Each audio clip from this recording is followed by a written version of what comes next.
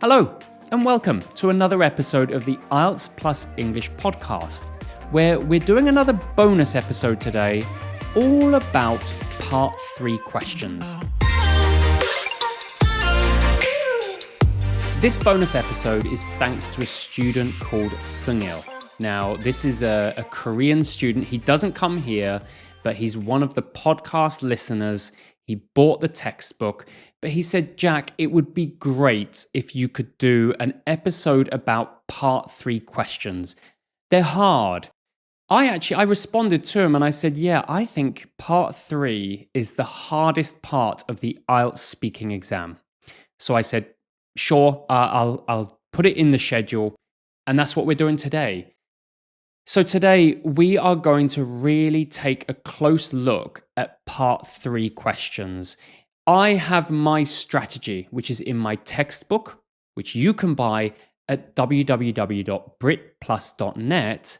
And that contains my structure, tips, thoughts, strategies, various things, especially for Part 3.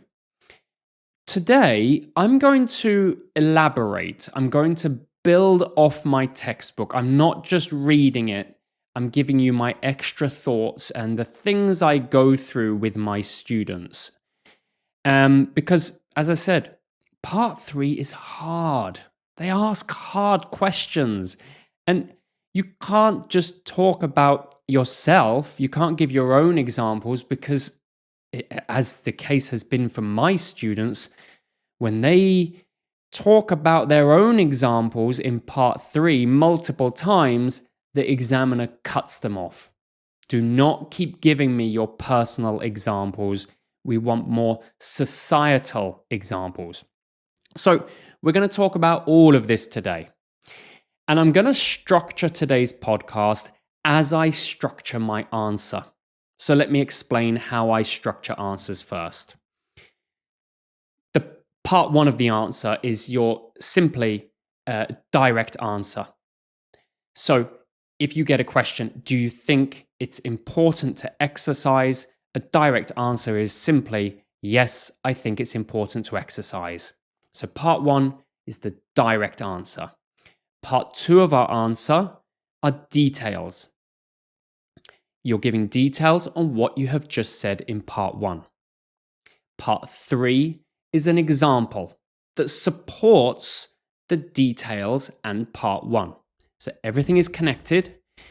And I'd like you to picture an upside down triangle. At the top, this is to show specificity. At the top, you've got the sort of broadest, most general statement, which is, yes, I think this is important. You get more specific with your details. And then you have your most specific part of your answer is the example. So you've got that kind of upside down triangle. That's what I use here. And that's what we're going to do today. So I'm going to split today's podcast into 3 sections, 1, 2, 3, from the parts of my answer. So let's get started. Not so many example answers today, but I really hope this helps some students out there. And let's try. So, first section, you're giving a direct answer. Okay, so I am going to bring up some questions to help me do this. What that means is you have to answer the question directly, but of course, you can't just copy the question. So the skill here is paraphrasing. If they say to you, do you think it's important to exercise? And we talked about this recently, so I'm sorry to repeat myself, but we must paraphrase by changing the words, using synonyms, and changing the structure if possible. So, obviously, the synonyms are easier to do. So I've talked about this before. If they say, is it important to do something, to exercise? You'll say, yes. I think it's absolutely vital, essential, paramount that we exercise. That's your first way of paraphrasing. And then the other way you're going to do it is by moving things around. So in this case, I could put exercise and important in the opposite place. And I could say, yes, I think that exercising is absolutely paramount, vital, essential, etc. So really key that you, through answering so many part 3 questions, you start to realize there are the same kind of patterns coming up, advantages, disadvantages, important, what is important, these kind of things. And you'll find you can get a standard way of paraphrasing and some synonyms that you like using. Don't memorize every synonym for every word. And if you do that, you will end up with one clear, direct sentence for your part 1 of your part 3 answer. So, to give you one example, what are the disadvantages of globalization? I think the main downside of globalization is that it affects the environment. Okay, so as you can hear there, I changed a couple of words and then I've put my direct answer in there. That's it, one sentence, very clear. Let's move on to part 2. Part 2 of our answer is giving details. Now, again, we have talked about this before, but let me say a little more. Details basically come from answering W and H questions. What, when, where, why, who, how many, how often, etc. There are more. There are far more. And I like to do a bit of a 80-20 analysis on this. That means which few W questions give us the most details, which are the most effective, basically. So what is that? That's what and why. For me, if you're able to have this habit of elaborating, giving details with what and why questions, that covers 80% of your cases. Really wise to focus on those two. So let's say, for example, I say that, okay, disadvantages of globalization is, let's say, pollution from tourism. Okay, that's my direct answer. Okay, I could go through my head then. What types of pollution? Why? Why does tourism cause pollution? We can move on from there. We could say where? Where does this cause pollution? Are we talking about islands? Are we talking about the land, the rivers, the sea? Of course, it could be all of them. When doesn't work so well in that case. You could talk about who, the types of tourists. So one thing I get my students to do is to do a bit of an analysis. When you're doing some part 3 questions, you give your direct answer and then write down as part of your study what, when, where, why, who, and just see if you can fill in every single one.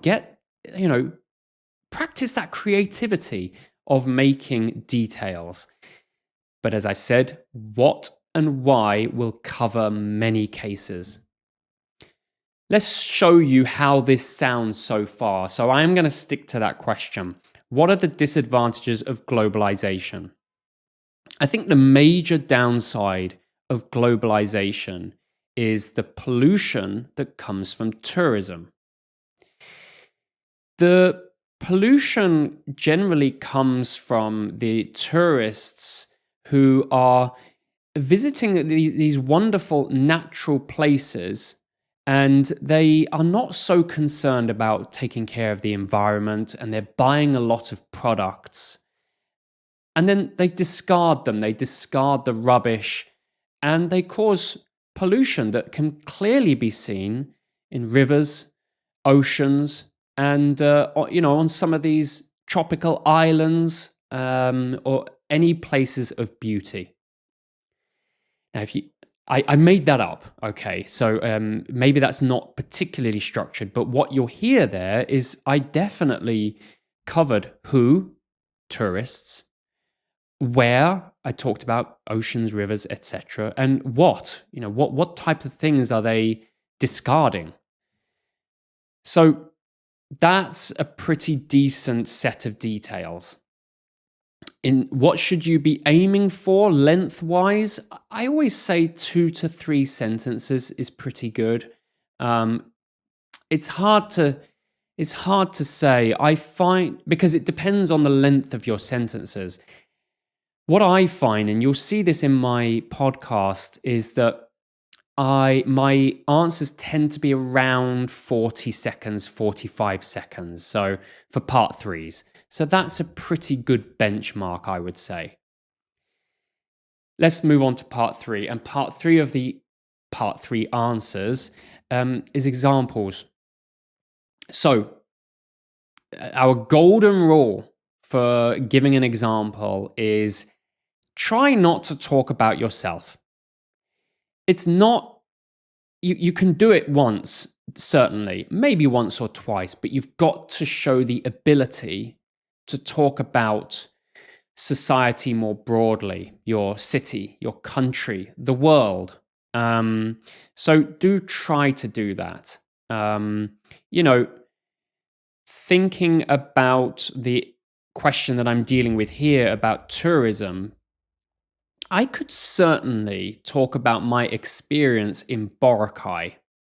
Boracay is an island in the Philippines. I had a great time, by the way, there. But what I did notice was there was a lot of rubbish, a lot of litter spread around the island.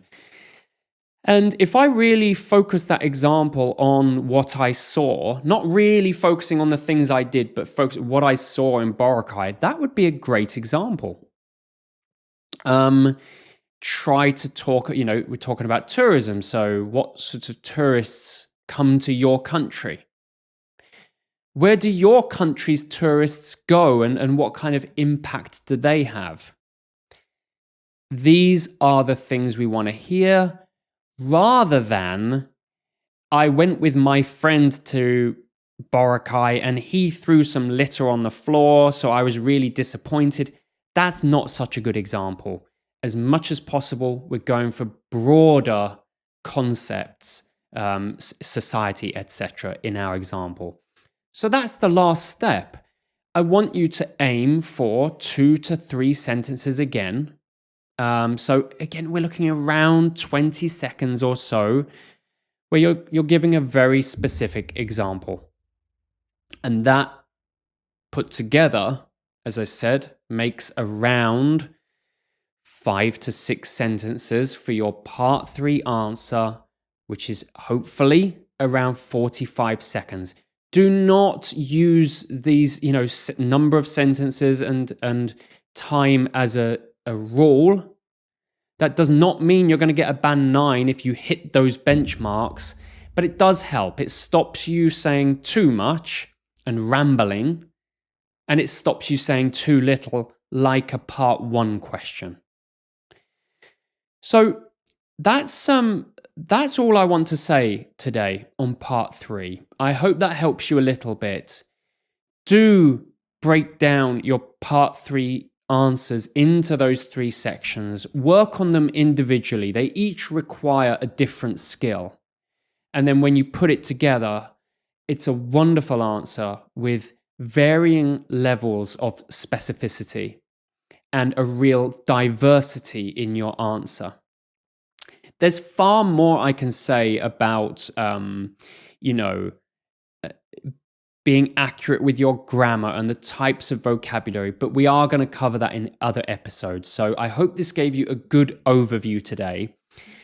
Thank you, Sungil, for the question. I always appreciate your questions, and I do put them down for future episodes.